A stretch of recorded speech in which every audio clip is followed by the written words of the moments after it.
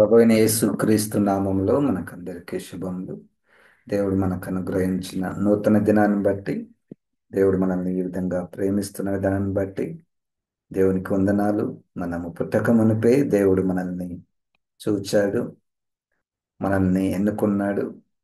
పుట్టిన తర్వాత మనల్ని ఆయన పిలిచాడు, రక్షించాడు, తన యొక్క మహిమను మనకు ఇవ్వబోతున్నాడు.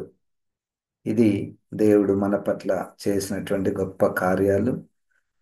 దేవునికి ఆత్మరూపి అయినటువంటి దేవునికి వందనాలు.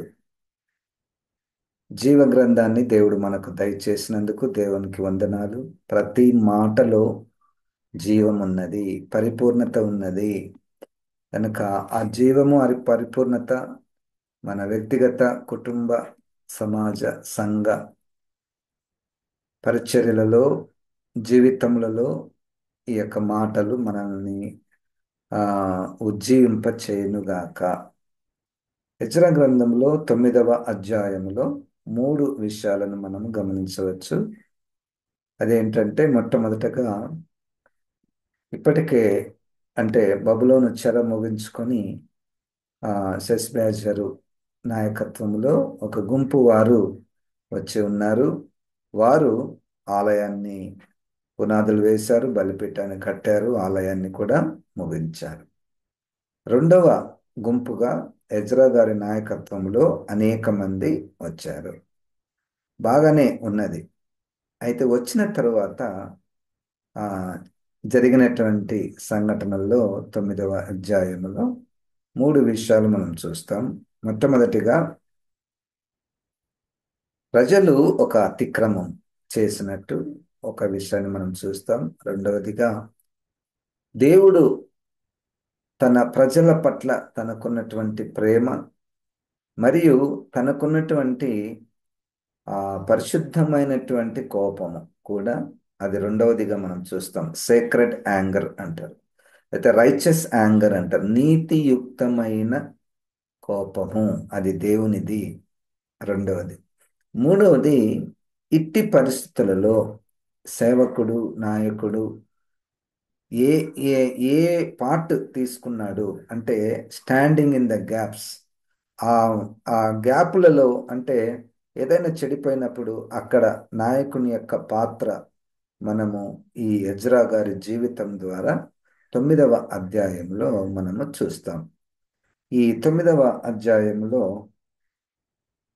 వారు మొట్టమొదటిగా ప్రజలు చేసినటువంటి తప్పిదాన్ని మనం గమనిస్తే 1-2 వచనాలలో, ఈ సంగతులు సమాప్తమైన తర్వాత పెద్దలు నా యుద్ధకు వచ్చి ఇశ్రాయేలీయులను, యాజకులను, లేవీయులను, కనానీయులు, హిత్తీయులు, పెరిజీయులు, యెబూసీయులు, అమ్మోనీయులు, మోయాబీయులు, ఐగుప్తీయులు, అమోరీయులు అను దేశపు జనములలో నుండి తమ్మును తాము వేరుపరచుకొనక వారు చేయు అసహ్యమైన కార్యములను తామే చేయుచు, వారి కుమార్తెలను పెళ్లి చేసుకొనొచ్చు, తమ కుమారులకును తీసుకొనొచ్చు, పరిశుద్ధ సంతతిగా ఉండవలసిన తాము ఆ దేశపు జనులతో కలిసి కొనిన వారైరి. ఈ అపరాధము చేసిన వారిలో పెద్దలను, అధికారులను నిజముగా ముఖ్యులయ్యుండిరని చెప్పిరి.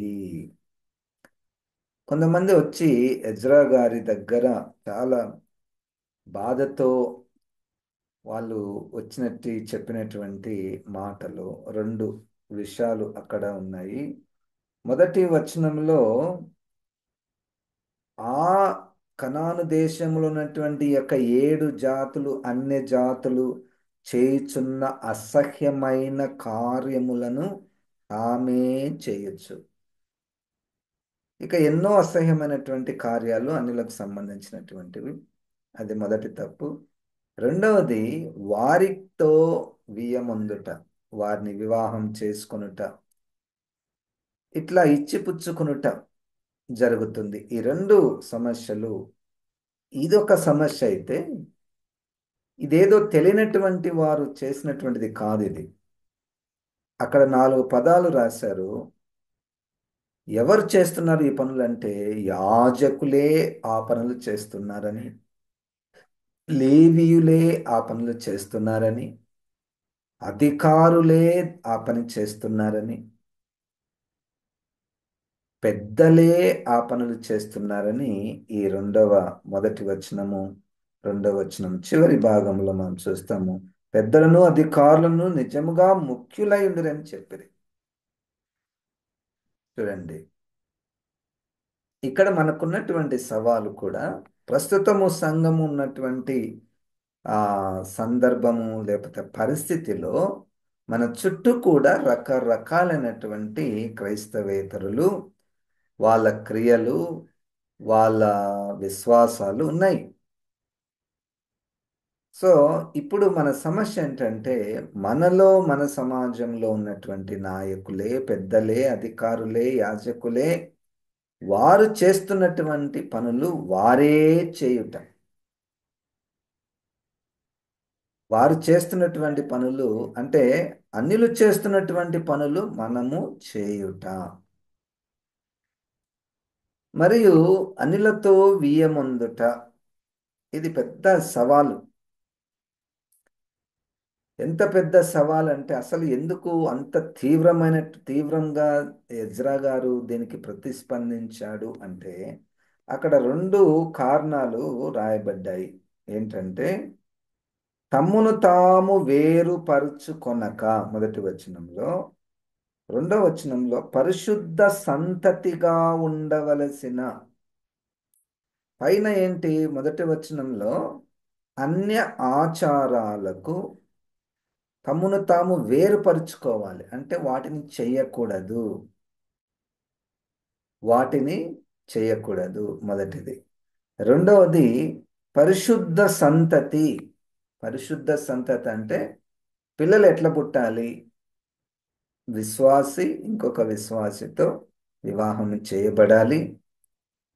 అంటే వారి ద్వారా వచ్చే పిల్లలు కూడా పరిశుద్ధ సంతతి ఒకటి మిగులుతుంది, ఒక తరం ఉంటుంది. న్యాయాధిపతుల గ్రంథంలో ఒక ఒక కాలం వచ్చింది. అదేంటంటే దేవునిని ఎరుగని తరము వచ్చిందంట. కనుక ప్రస్తుతము క్రైస్తవ సంఘము ఇట్టి విషయములో మనం తీవ్రంగా ప్రతిస్పందించకపోతే కొన్ని తరాల తర్వాత ఇక దేవునిని ఎరగనటువంటి తరము వచ్చే ప్రమాదము ఉన్నది. కనుక ఇట్టి విషయములలో మనము చాలా జాగ్రత్తగా ఉండాలి. ఈ పరిస్థితి ఇప్పుడు ఇన్ జనరల్ సంఘము పరిశుద్ధత అన్నటువంటి పదం మీద కానీ, లోకానికి వేరుగా మనము ఉండాలి అన్నటువంటి పదం మీద కానీ అంత పట్టింపు లేదు. అంత పట్టింపు లేకుండా పోయింది. లోకంతో కలుసుకొని పోవుట అది సర్వసాధారణంగా అయిపోతుంది. అసలు లోకమునకు మనము దూరంగా ఉండాలి అన్నటువంటి దానికి బదులు లోకమునే మన దగ్గరికి ఆహ్వానించుట జరుగుతున్నటువంటి పరిస్థితులు మనం అక్కడక్కడ మనం చూస్తాము.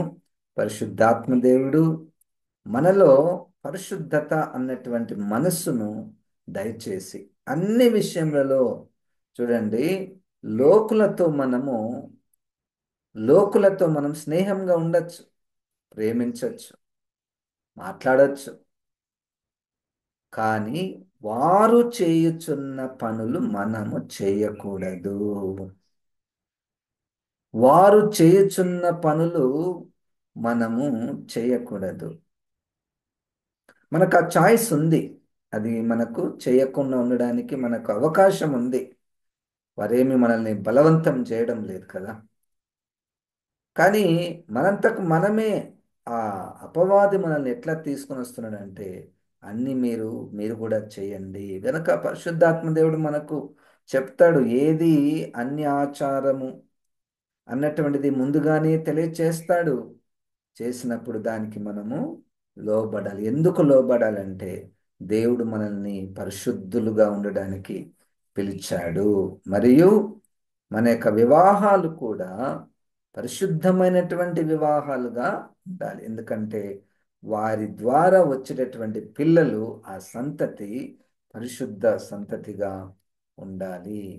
ఇట్టి పరిస్థితులలో ఆ ఎజ్రా గారు చేసినటువంటి గుర్తు చేసుకుంటున్నటువంటి దేవుని యొక్క ఆ మాటలు మనం చూస్తే 7, 8 వచనాలలో 7, 8 వచనాలలో మా పితరుల దినములు మొదలుకొని నేటి వరకు మేము మిక్కిలి అపరాధులము మా దోషములను బట్టి మేమును మా రాజులను మా యాజకులను అన్ని దేశముల రాజుల వశమునకు ఖడ్గమునకును చెరకును దోపునకును నేటి దినమున్నట్లు అప్పగింపబడుట చేత మిగుల సిగ్గునొందిన వారమైతిమి. అయితే ఇప్పుడు మా దేవుడు మా నేత్రములకు వెలిగించి మా దాస్యంలో మమ్మను కొంచెము తెప్పరిల్ల చేయనట్లుగాను మాలో ఒక శేషముడనిచ్చినట్లుగాను తన పరిశుద్ధ స్థలమందు మమ్మను స్థిరపరచునట్లుగాను మా దేవుడైన యెహోవా కొంత మట్టుకు మా ఎడల చేసి ఉన్నాడు, దయ చూపి ఉన్నాడు. నిజముగా మేము దాసులమైతిమి. అయితే మా దేవుడవైన నీవు మా దాస్యంలో మమ్మను విడవక పారసీకపు దేశపు రాజుల ఎదుట మాకు దయ కనపరిచి మేము తెప్పరిల్లినట్లుగా మా దేవుని మందిరమును నిలిపి దాని పాడిన స్థలమును తిరిగి బాగు చేయుటకును యూదా దేశమందును యెరూషలేము పట్టణమందును మాకు ఒక ఆశ్రయం నిచ్చుటకును కృప చూపించితివి. ఇంత గొప్ప కృప నొందిన తరువాత మేమేమి చెప్పగలము? నిజంగా ప్రవక్తలైన నీ దాసుల ద్వారా నీవిచ్చిన ఆజ్ఞలను మేము అనుసరింపకపోతిమి. ఇక్కడ దేవుని యొక్క క్రియలను ఎజ్రా గారు జ్ఞాపకం చేసుకుంటూ ఉన్నాడు. అయ్యా, మేమందరం ఒకప్పుడు తప్పిదం చేశాము. తప్పిదం చేసిన తర్వాత మమ్మల్ని చెరకు అప్పగించారు. మమ్మల్ని దోచుకున్నారు, మమ్మల్ని చెరలో పెట్టారు, మమ్మల్ని చంపేశారు.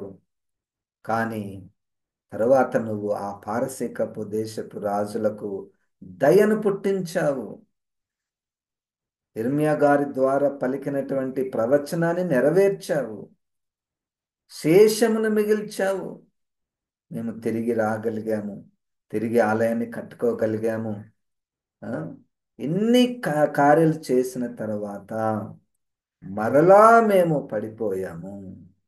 చూడండి, అంటే ఇక్కడ దేవుని యొక్క నీతియుక్తమైనటువంటి కోపము, దేవుని కోపము దేవుని ప్రజల మీద అది త్రుంచివేసేదిగా ఉండదు, అది సరిచేసే విధంగా ఉంటుంది. ఇది మంచి సూత్రం. మనమందరం దేవుని పిల్లలం కదండి. దేవుడు మనల్ని త్రుంచివేయడు. ఎప్పటికప్పుడు తన కోపాన్ని చూపిస్తుంటాడు, దయను చూపిస్తుంటాడు. ఎప్పటికప్పుడు మనల్ని క్రమశిక్షణలో పెడుతూ ఉంటాడు, మరలా కనికరం చూపిస్తూ ఉంటాడు. ఈ ప్రక్రియ అది దేవుని ద్వారానే జరుగుతుంది. దేవునికి వందనాలు, స్తోత్రం. నిజంగా మన తప్పిదముల వలన దేవుడు మనల్ని క్రమశిక్షణలో పెట్టాడు కదా. ఆయన న్యాయవంతుడే కదా. 51వ కీర్తనలో దావీదు గారు అదే అంటాడు, నీవు న్యాయవంతుడుగా నిర్మలుడుగా కనపడుదువు. ఎప్పుడు? నా కుమారుణ్ణి చంపినప్పుడు. నేను పాపం చేసి తిని నా కుమారుని నువ్వు చంపావు, కాబట్టి నువ్వు నీతిమంతుడవు, నువ్వు న్యాయవంతుడవు. చూడండి, దేవుణ్ణి క్వశ్చన్ చేసేది ఏం లేదు. దేవుని ఎప్పుడూ కూడా దేవుని దయను, కనికరమును, కృపను, ఇంత గొప్ప కృపను మా మీద చూపించావు. 13వ వచనంలో కూడా చూడండి, అయితే మా దుష్క్రియలను బట్టి మా గొప్ప అపరాధములను బట్టి ఈ శ్రమలన్నీ మా మీదికి వచ్చిన తరువాత మా దేవుడమైన నీవు మా దోషములకు రావలసిన శిక్షలో కొంచెమే మా మీద ఉంచి మాకు ఈ విధంగా విడుదల కలగ చేయగా మేము నీ ఆజ్ఞలను మీరి. ఇది 103వ కీర్తనలో నాకు చాలా ఇష్టమైనటువంటి మాట. ఆ మాట నేను చదవాలని ఇష్టపడుతున్నాను. అదేంటంటే 103వ కీర్తనలో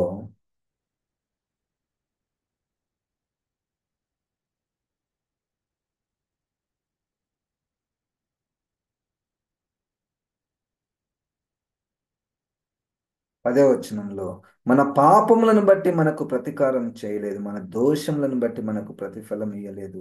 భూమి కంటే ఆకాశం ఎంత ఉన్నతంగా ఉన్నదో ఆయన యందు భయభక్తులు గల వారిలో ఆయన కృప అంత అధికంగా ఉన్నది.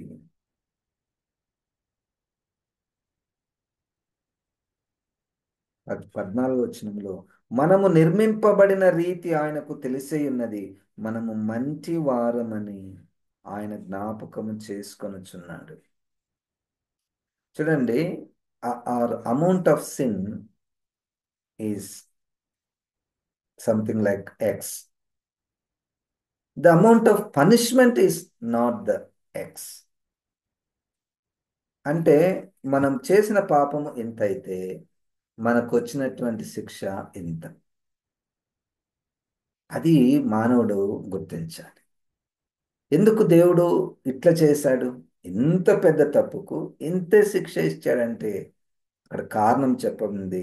మనము మంటితో చేయబడిన వారము. మన మానవ స్వభావమే పాప స్వభావము. ఒకసారి ఊహించుకుందాము, మనం చేసిన తప్పిదాలకు తగిన శిక్ష ఇచ్చారనుకోండి, ఎవ్వరం భూమి మీద ఉండము. ఎవ్వరం భూమి మీద ఉండము. నీ జీవితాన్ని నువ్వు చూసుకుంటే, నా జీవితాన్ని నేను చూసుకుంటే, నేను చేసిన తప్పులకు అసలు నేను ఇప్పుడు ఉండకూడదు. నన్ను దేవుడు ఎప్పుడో చంపేసేయాలి. ఎంత దయ! ఆ మాటలు రాయబడే కదా, దయ, కృప, కనికరము.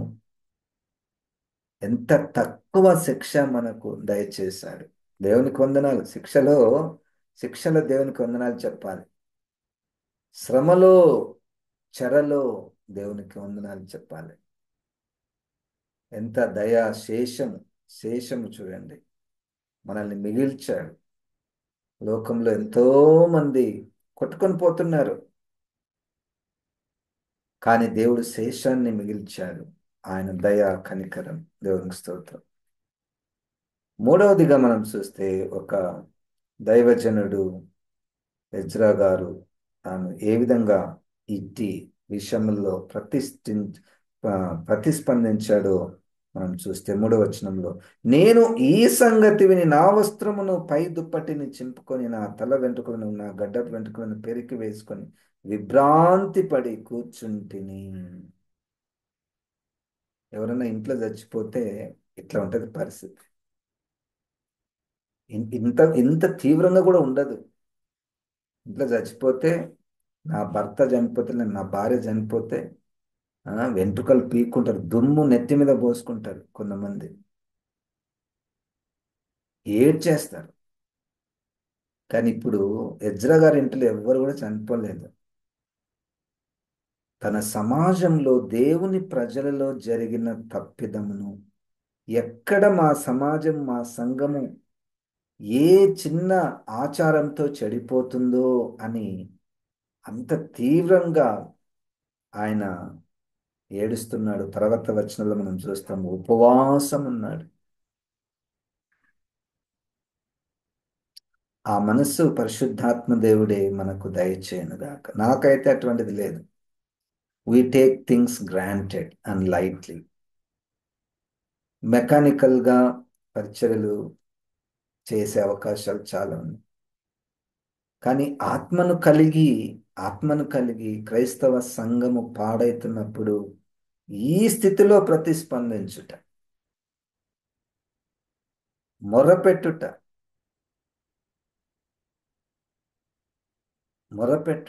సంఘము పాడైతున్నటువంటిది చూసి ఏడ్చుట. మంచి నాయకుడు కదా, మంచి నాయకుడు బట్టలు జింపుకొని, దుప్పటి జింపుకొని ప్రతిస్పందించుట. అంటే ఇప్పుడు నీకేం కావాలయ్యా అంటే, నాకు పరిశుద్ధత కావాలి, సంఘములో పరిశుద్ధత కావాలి. ఎందుకు అట్లా బట్టలు చింపుకున్నావు? మంచి బట్టలు వేసుకో, మంచి సూట్ వేసుకో, మంచి బోధకుడువు కదా నువ్వు, మంచి టీచరు కదా, బైబిల్ టీచరు కదా. బైబిల్ టీచర్ అంటే ఈ స్థితిలో ఉండాలి, ఇలాంటి పోస్చర్ ఉండాలి. సంఘం పాడైతుంటే ఏంటి? నా అందం మీద నాకు అసహ్యం అనపడుతుంది. ఎజ్రా గారు సంఘం అపవిత్రతలో పడిపోతుంటే, ఇట్టి కార్యాలు సంఘంలో జరుగుతుంటే నా వెంట్రుకలేంది, నా బట్టలేంది?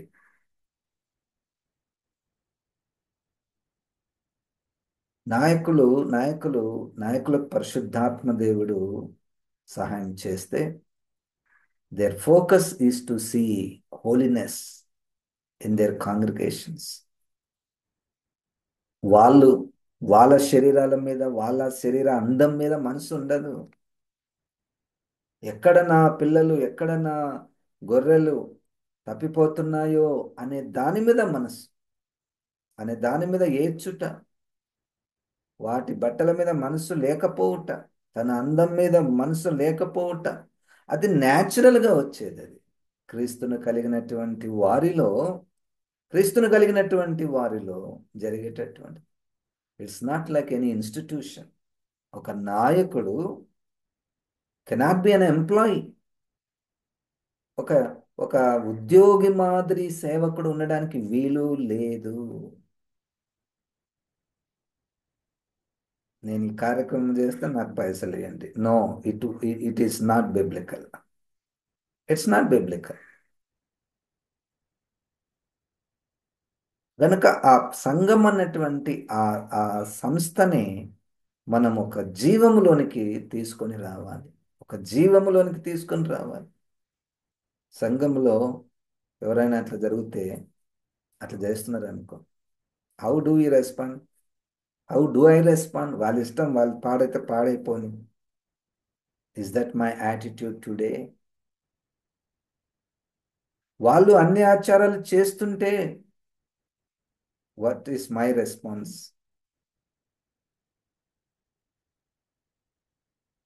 We have to act very seriously and pray seriously.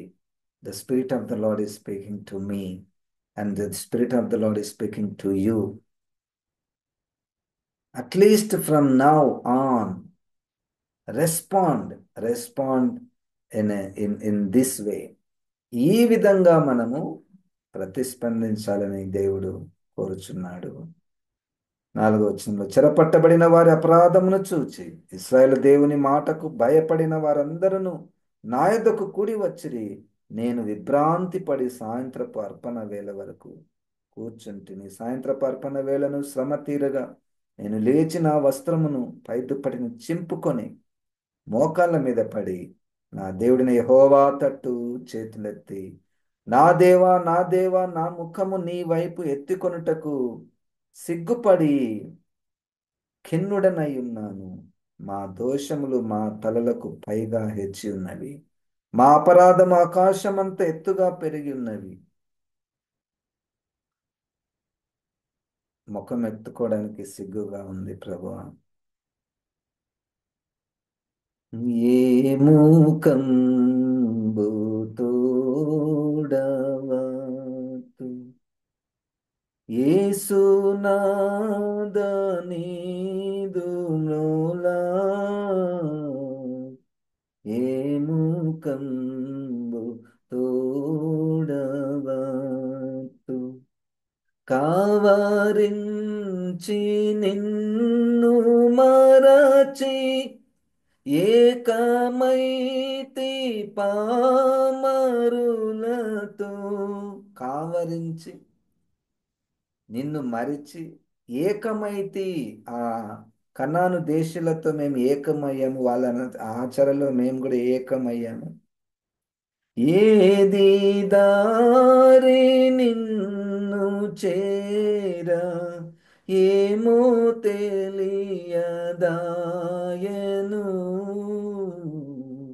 ఏము కమ్ము తోడవతు యేసునాథ నీదు మ్రోలా, ఏము కంబు తోడవ. అన్ని ఆచారాలు చేస్తూ ఎట్లా ముఖం పెట్టుకుంటాము మనం? ఏ ముఖం పెట్టుకొని దేవుని ఆలయానికి వస్తాం చెప్పండి? ఏ ముఖం పెట్టుకొని మనము దేవుని సన్నిధిలో కూర్చుంటాము? ఏ ముఖం పెట్టుకొని నేను ప్రసంగించాలి? ఏ ముఖం పెట్టుకొని నేను పాట పాడాలి? ఏ ముఖంతో నువ్వు కానుకలు ఇవ్వాలి, ప్రార్థన చేయాలి? ఒకవైపు అన్ని ఆచారాలు, ఒకవైపు దేవుని ఆరాధన ఎలాగూ జరిగించాలి.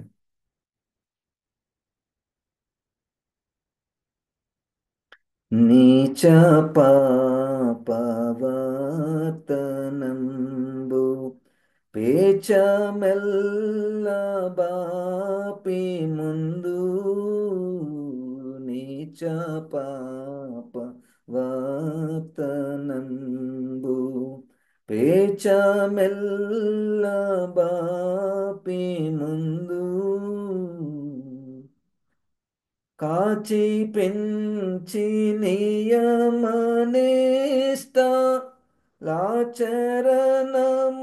నిలుపు కొరకు దోష భారమెల్ల బాప బుచిని దే నిజముగా ఏముకంబు తోడవతు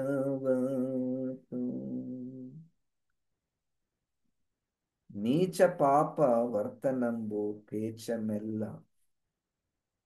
అంటే ఈ ప్రవర్తన నీచమైనటువంటి ప్రవర్తన ప్రభా నువ్వు దాన్ని బాపి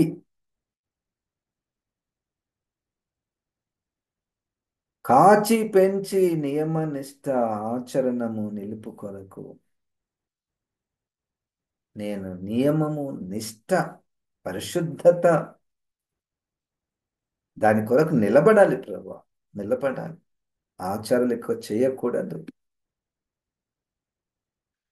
నేను నిలబడాలంటే దోషభార మెల్ల బాప పూచి నీదే కదా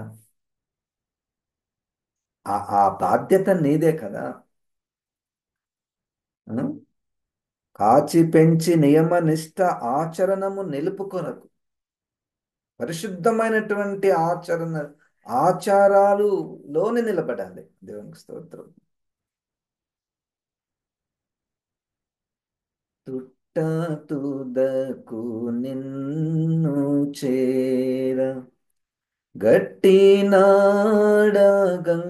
నాడగంకనమును తుట్ట తుదకు నిన్ను చేర కంకణము కంకణం అంటే ఇప్పుడున్నటువంటి తరాలకు ఆ బ్యాక్గ్రౌండ్ అర్థం కాదు కంకణం అంటే ఒక గట్టి పట్టుదల తీర్మానము ఒక సాధన సాధించినటువంటిది ఇక్కడ ఎవరైనా ఒక పెద్దది సాధిస్తే వాళ్ళ ఆ, ఆమ్కి ఆ ఇక్కడ చెయ్యికి ఒక కంకణాన్ని తొడిగిస్తారు కంకణాన్ని తొడిగిస్తారు ఆ కంకణం ఏంటంటే ఈయన ఒక విషయంలో చాలా పట్టుదల కలిగి సాధించాడు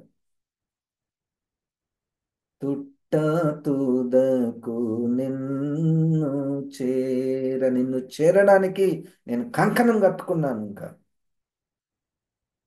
ఒట్టి మాట కాదు నిజము పట్టి నడుపు పరమపురికి బట్టి కొనుము నాదు చేయి మట్టి పాలు కాక మునుపే మట్టి పాలు కాక మునిపే ప్రభా నా చేయి గట్టిగా పట్టుకో నేను చనిపోకముందే నా చేయి గట్టిగా పట్టుకో నా చేయి ఎందుకు గట్టి పట్టుకోవాలంటే ఈ ఆచారాలకు నేను దూరంగా ఉండాలి లోకమునకు నేను దూరంగా ఉండాలి నేను పరిశుద్ధంగా ఉండాలి నేను పరిశుద్ధ సంతతిని కలిగి ఉండాలి నా వివాహ వ్యవస్థ పరిశుద్ధంగా ఉండాలి నా చేయి పట్టుకో ప్రభా మట్టి పాలు కాక మునిపే పరిశుద్ధాత్మ దేవుడు సహాయం చేస్తాడు అట్టి దృఢమైనటువంటి మనస్సును ఇస్తాడు అందరం మనం కోరుకుందాం మొహమాటముతో ఏమి కాదులే పర్వాలేదులే పర్వాలేదులే అది కూడా అది కూడా అందరూ చేస్తున్నారు కదా మనకు ముందున్నటువంటి తరముల వారు చేశారు కాబట్టి నేను కూడా చేస్తా మన పెద్దలే యాజకులే చేస్తున్నారు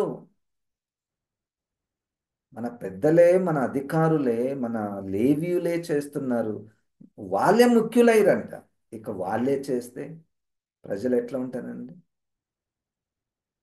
కనుక పరిశుద్ధాత్మ దేవుడు మనల్ని సర్వసత్యములోనికి నడిపించునుగాక. జీవం గల దేవ, ఈ వాక్యాన్ని ప్రభా నాలో మాలో ఫలింపచేయము ప్రభా. నిజంగా ప్రభా నాయన, ఈ లోకంలో జరుగుతున్నటువంటి అన్ని ఆచారాలు నాయన మేము చెయ్యకుండా సహాయం చేయండి. జీవం గల దేవ, మరి ప్రభా నాయన పరిశుద్ధంగా మేమును వివాహాలను పిల్లలను నాయన ఉండుటకు ప్రభా అటు దృఢమైనటువంటి మనస్సు మాకు దయచేయమని, నీ రాకడ కొరకు పవిత్రమైన కన్యకగా మమ్మల్ని సిద్ధపరచమని యేసు శక్తిగల నామంన ప్రార్థిస్తున్నాము తండ్రి. ఆమెన్. ఇప్పుడు మన పరమ తండ్రి అయిన దేవుని యొక్క ప్రేమ, ప్రభువైన యేసు క్రీస్తు యొక్క కృప, పరిశుద్ధాత్మ దేవుని యొక్క సహవాసము మనకందరికీ సదాకాలము తోడయుండును గాక. ఆమెన్. ఆమెన్.